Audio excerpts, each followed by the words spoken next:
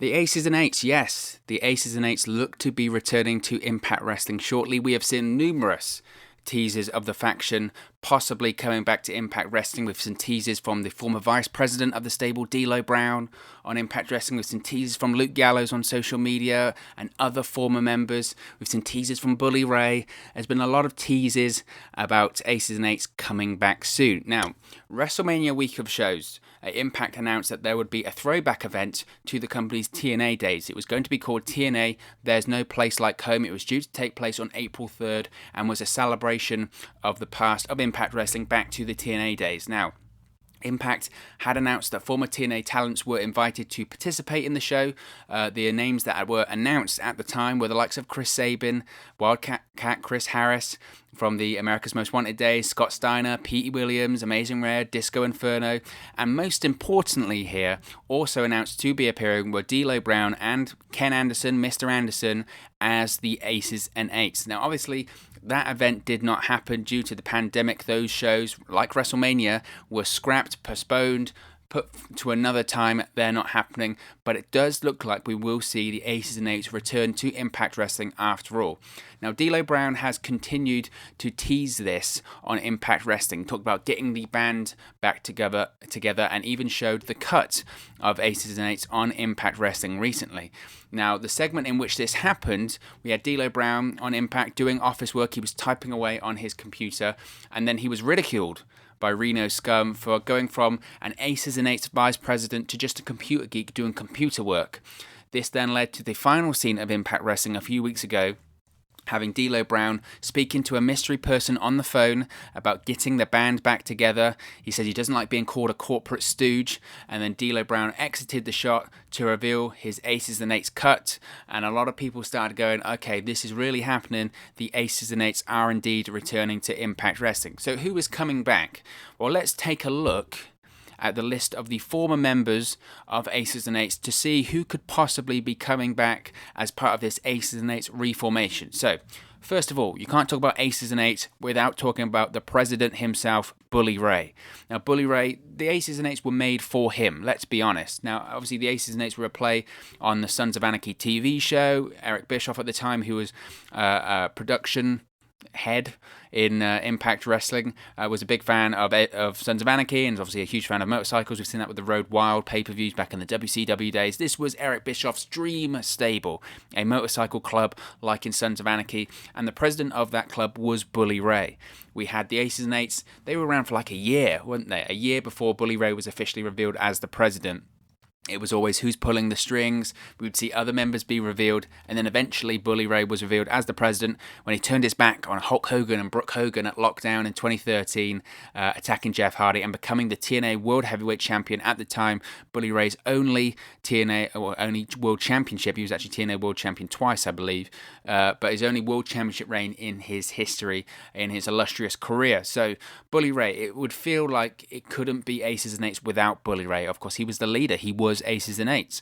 Now, a couple of weeks ago, I would have said the likelihood of Bully Ray coming back to Impact Wrestling was pretty much non-existent, considering he's doing his work with the Busted Open radio show right now, but more importantly, he was previously under contract with Ring of Honor and was appearing at Ring of Honor shows. Obviously, Ring of Honor shows at the moment are on hiatus due to the pandemic, but when they came back, it was under the assumption that Bully Ray would be coming back. That is no longer the case.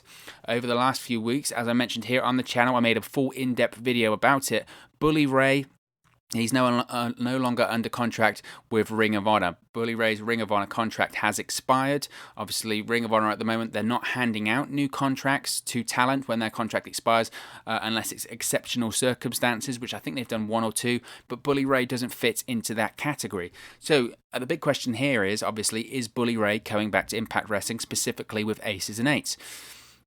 It's a difficult one. I don't think he's as locked down as some of the other names we're going to go through here, the likes of D'Lo Brown.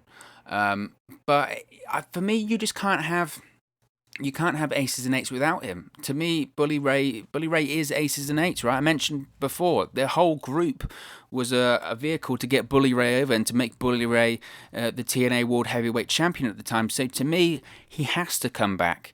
His biggest and best run of his career in a singles form, anyway, was in Impact Wrestling. He's a former world champion in Impact Wrestling. People are also going to say, at his age, should Bully Ray really be coming back at a featured spot in Impact Wrestling? And to me, the answer is yes. And the reason as to why is because it's not like Impact was in the past. It's not like TNA was in the past. Before, when this was going on, not so much, I would say maybe when this was going on, but at least definitely prior to that, you were having all of these ex-WWE guys that were coming in because they were big stars, Booker T, Kevin Nash, etc., that were coming in, but they were just coming in to Impact Wrestling or TNA at the time because they were burnt out from WWE. They wanted to work less. They wanted to get a big contract, which they got. And then once their time was up there, once they felt that they'd recharged their batteries, they would go back to WWE and go back on the road. Bully Ray, to me, never felt like that. Of course, he always mentioned about wanting to go back to WWE. I don't even know if the desire was really there to do the Dudley Boys run again. Obviously, that's what he did, and he and Devon went back to WWE and were the Dudley Boys for a couple of years. But for me, I think the big thing there for them, for Bully Ray especially, is that he wanted to go to WWE to do the Bully Ray character, and it never happened. He never got the opportunity to do it. Obviously, it was very close, but it never happened, unfortunately. And where the Bully Ray character, for me, has always worked the best is where it originated, that being Impact Wrestling. And what a great, great way of bringing Bully Ray back to the company, back to a company which he has so much history with. I mean, Bully Ray as a single star was made in Impact Wrestling. Obviously, his tag team run is legendary, mythic, spans across all sorts of companies, WWE, ECW, Impact, New Japan, wherever. They've won it all. But Bully Ray as a singles guy, he is Impact Wrestling. And I don't think that the Aces and Eights revival and reunion can necessarily be done without Bully Ray. So to me, it makes the most sense for Bully Ray to come back. So I hope he comes back. I think... Look, the stable can work without him, and it looks like in April that's what the plan was to do, was to bring the stable back without him, but it would be so much better with him being back. So Bully Ray is definitely a possibility. Now we have the first lady of the Aces and Eights, that was Brooke Tessmacher, Miss Tessmacher, whatever you want to call her. Is she going to come back? I don't think so. I don't know what she's doing in terms of professional wrestling right now. As far as I'm aware, when she left TNA, that was it. I don't know if she's retired. I don't know if she's planning on coming back. To me, that was a part of Aces and Eights I could have taken or left, to be honest. That, to me, the whole Bully Ray having Brooke Tessmacher felt a bit like it was shoehorning the sort of Brooke Hogan element into it, wasn't it? Like, we have to have Brooke Hogan on television. And this having Brooke Tessmacher was their sort of the spite against Brooke Hogan, Hulk Hogan, and Bully Ray having, the attractive female valet. It was cool, but I just don't know if it was really... It's not my fondest memory of the Aces and Eights, because at that point, that's when they were starting to go downhill. Having the feud with Main Event Mafia, but it wasn't really the Main Event Mafia. That, to me, my favourite part of the Aces and Eights was that first sort of run in about 2012 to early 2013, or till Bully Ray was revealed as the president, and a few weeks after that. I thought that initial run was just great, but I don't think Brooke Tessmacher will be coming back. Another name that I don't think is going to be coming back is Garett Bischoff. He was a soldier in Aces and Eights.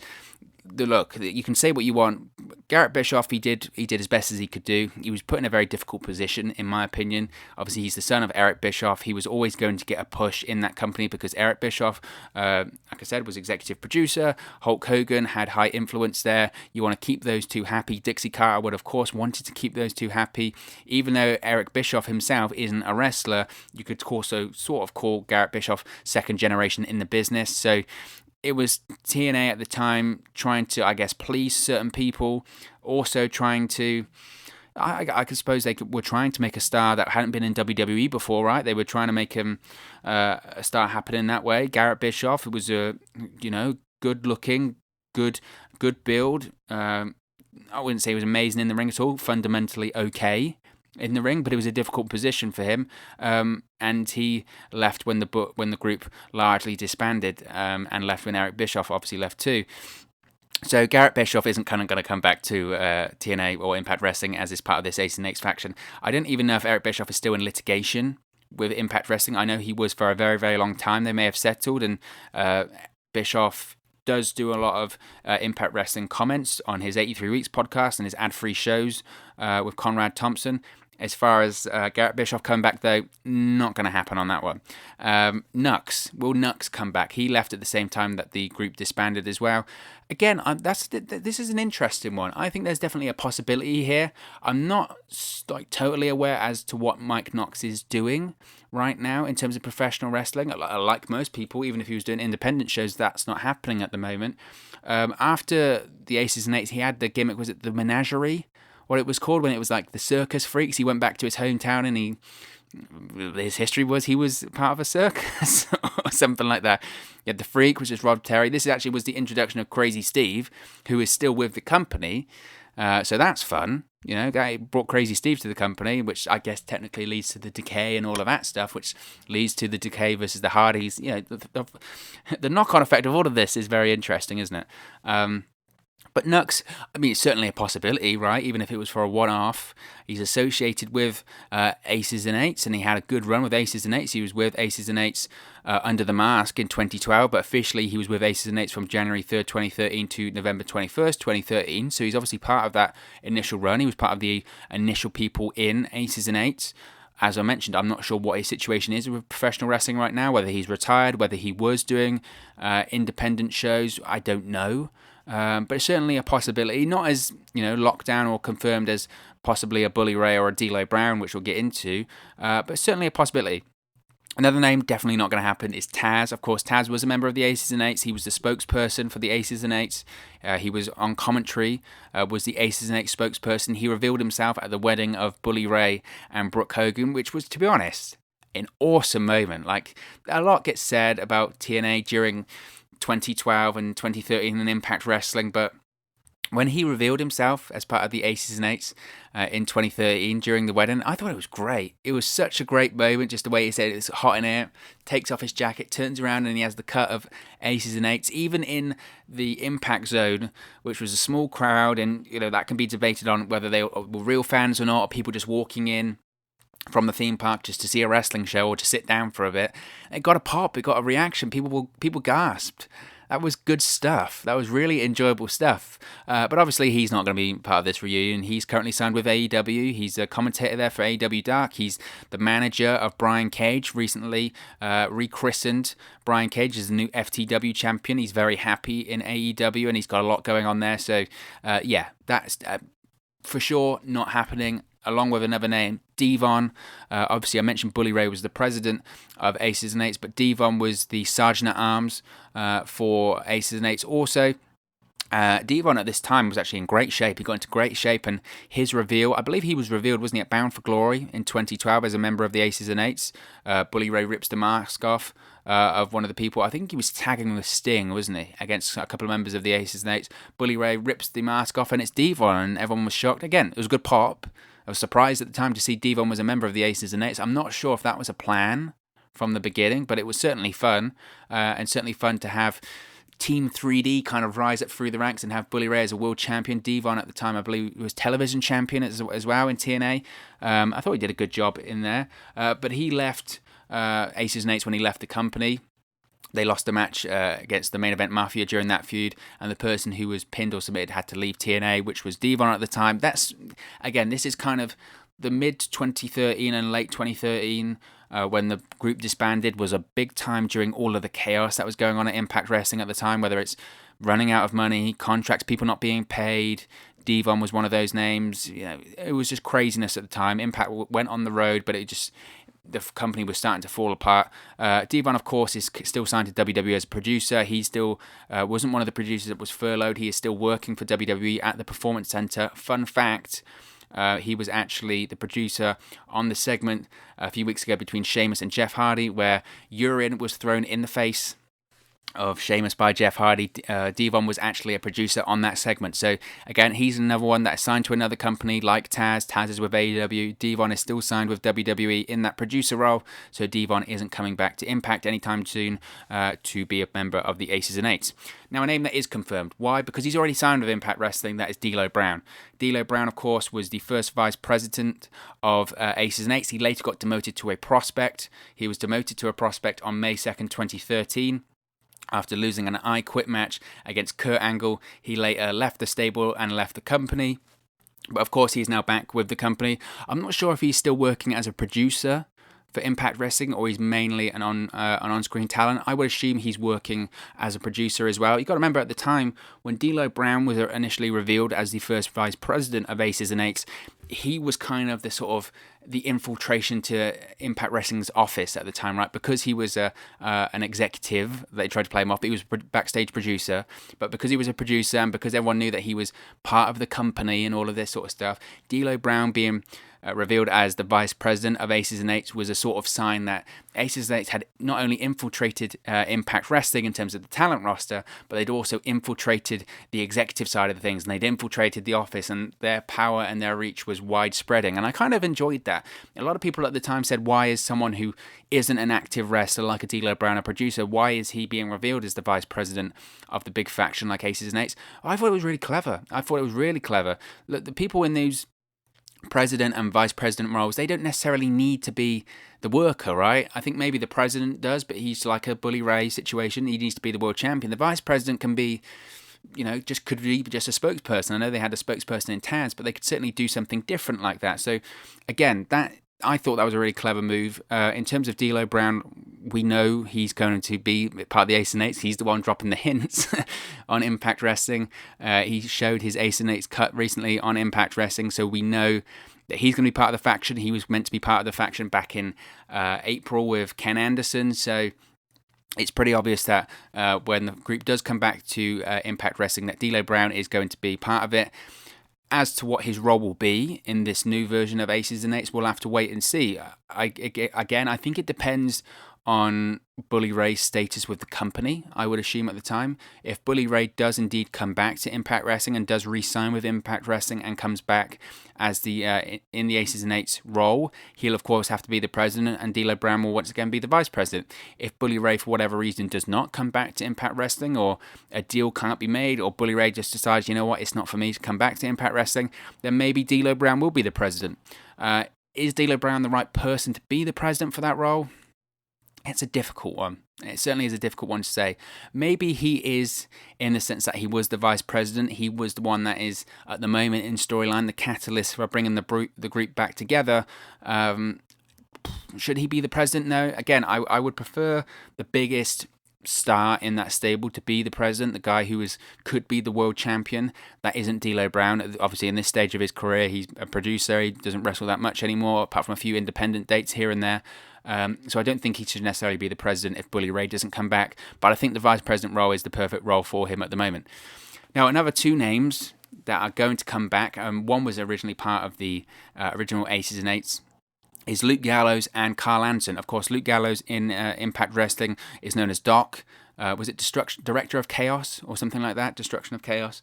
Was originally a soldier. Was the first person to actually be unmasked as a member of the Aces and Eights on Impact Wrestling. That was Luke Gallows.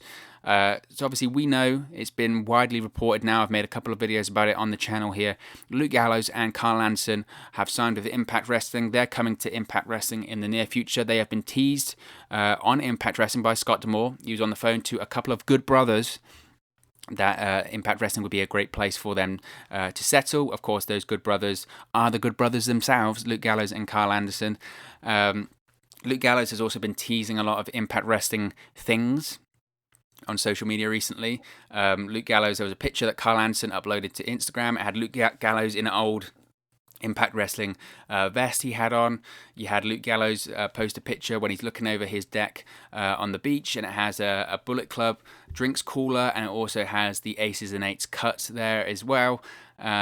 And also, Luke Gallows recently was telling people to follow Johnny Swinger. Johnny Swinger's just joined Twitter. He's just jumped into 2020 and joined Twitter, and Luke Gallows was telling people to follow him. Of course, Johnny Swinger is a member of Impact Wrestling as well. So it's obvious that they're coming back, or Luke Gallows specifically has come back to Aces and Eights. I know a lot of people have said, well, Karl Anson wasn't a member of Aces and Eights originally. Should he be in there? Well, first of all, there's several reasons as to why. First of all, Luke Gallows and Karl Anson, they're a package. You don't split them up. You don't have Luke Gallows come in as aces and eights and Karl Anson come in as plucky Karl Anderson babyface. That just doesn't happen. Two, Karl Anson has a huge history when it comes to stables in professional wrestling, right?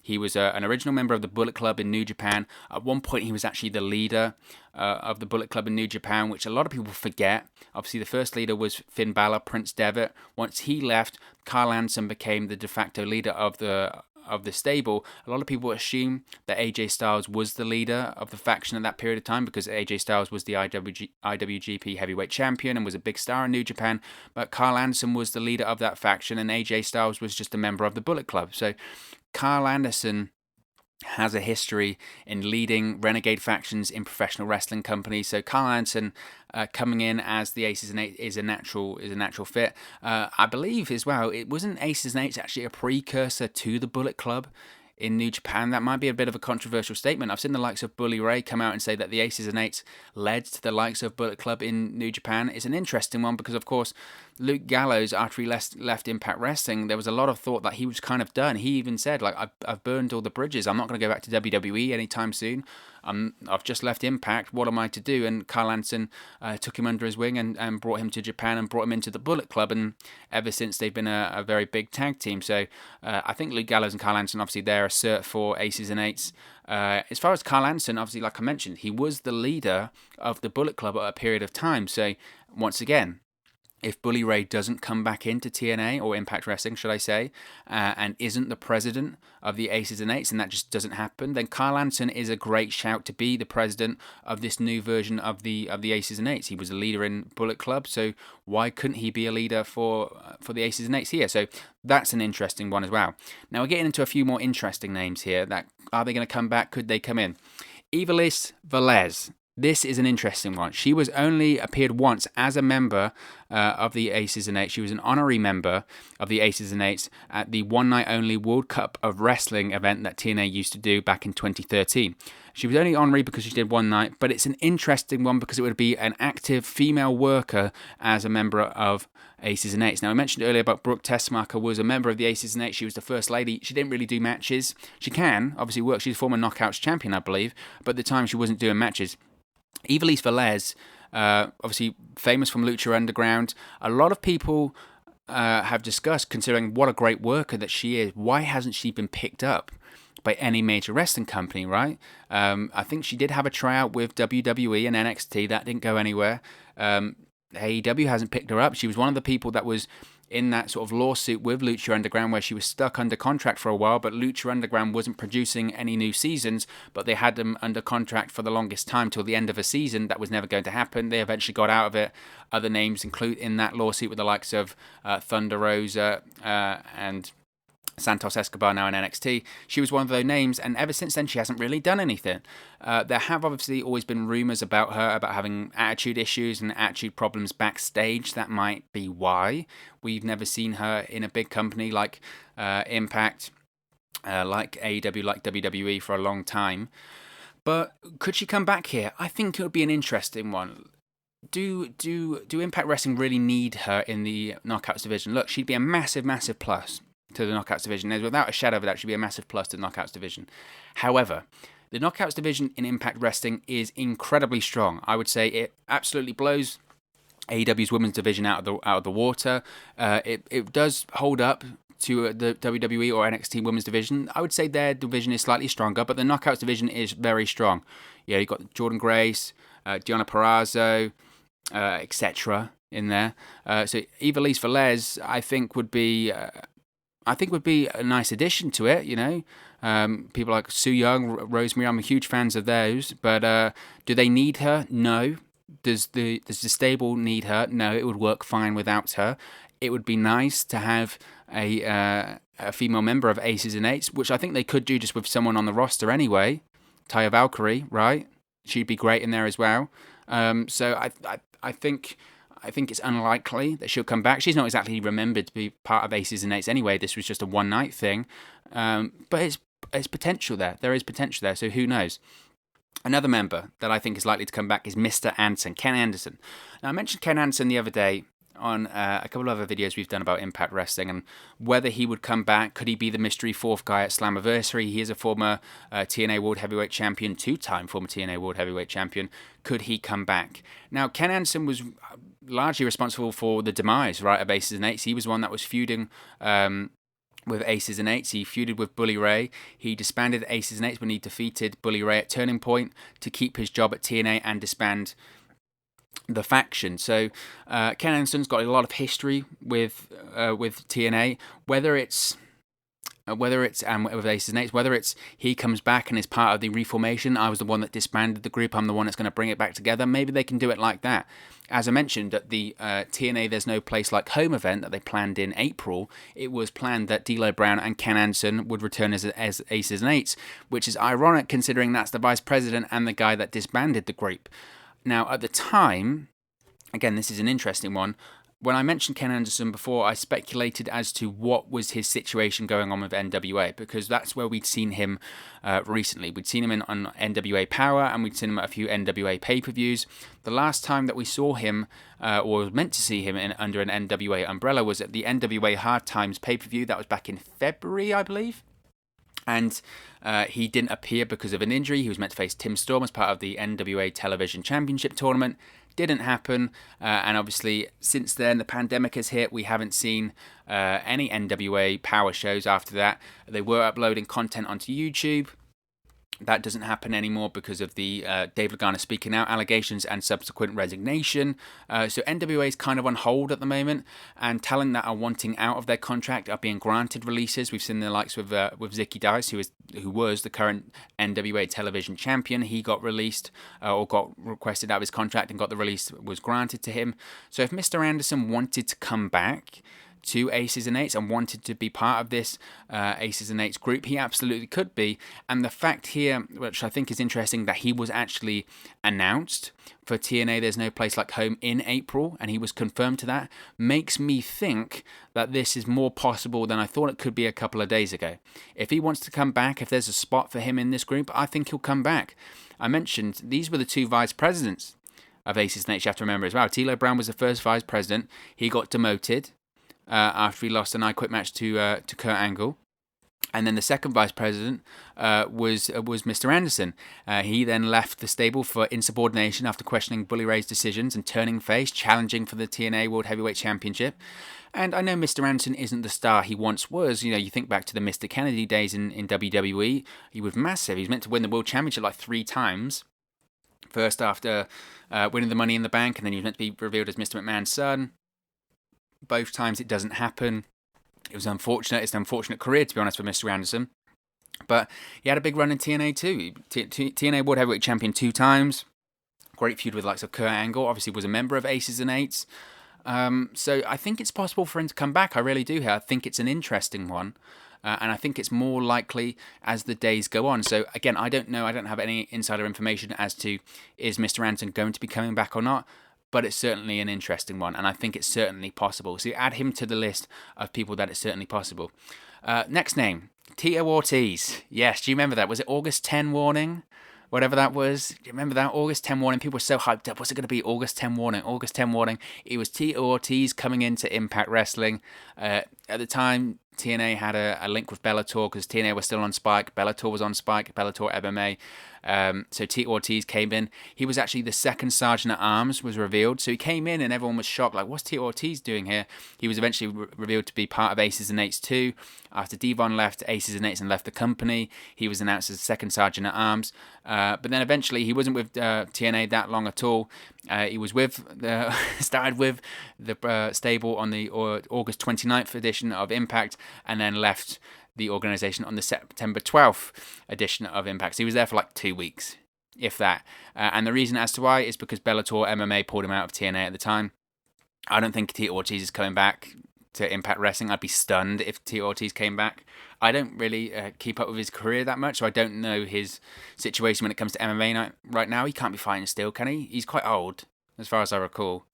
So, I mean, who knows when it comes to Tito Ortiz. But yeah, he's not going to come back to Impact Wrestling. I mean, what does he offer, right? He can't really work a match. He would have a huge appearance fee. Not that saying that Impact Wrestling under the current ownership couldn't afford that, but it's just not a very good use of money, is it? So, yeah, it doesn't make any sense for me. Finally, Wes Briscoe. Could Wes Briscoe come back as this latest iteration of Aces and Eights? This, again, very interesting one. It wasn't really hyped or teased about. Wes Briscoe, obviously so much pedigree, right? Part of the Briscoe family. Son of Gerald Briscoe, WWE Hall of Famer, WWE Mr. McMahon stooge, right? But at the time when he was with Aces and Eights and with Impact Wrestling, Wes Briscoe actually was with the company whilst Jerry Briscoe was still with WWE, and there was some weird stories about them not being allowed to like openly be seen together or weird stuff. It was just weird WWE-ness at the time. But Wes Briscoe was okay in the ring, was very green. He came into the company through gut check. Great look. He said physically looks great. The long hair look when he had the mask as well. Again, had a few matches here and there. Was kicked out of Aces and Eights when he lost a match on Impact on the September 26th edition of Impact Wrestling. He was a soldier, later a prospect. He has teased potentially coming back. He, on his social media platform on Twitter, if you go to Twitter, find Wes Briscoe's account, he's shown a picture of his cut and said, is it time for me to come back, sort of thing. I think that's just him trying to drive up, people talking about him. Obviously, he was working on the indies. The indies aren't running at the moment, so he hasn't been working for a while. Again, the only reason I would say that Impact would bring him back is just to have a familiar name that was part of the original Aces and Eights. I don't think there's much desire to bring him back, as far as I'm aware.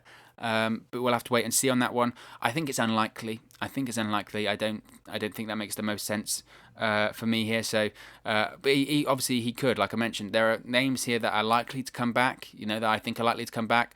Bully Ray, D'Lo Brown, Luke Gallows, Karl Anderson, Mr. Anderson. Maybe they need an extra body in the likes of Wes Briscoe. But you've got to remember as well, after reading out all of those names about who could be coming back from the original Aces and Eights lineup, that is just the original lineup. So there are plenty of names in Impact Wrestling right now who could be part of this new Aces and Eights, or plenty of names that could be coming in to Impact Wrestling right now who could be part of this Aces and Eights. I think of Heath Slater, right? I think of Zack Ryder, Kurt Hawkins. Those names, it's certainly possible.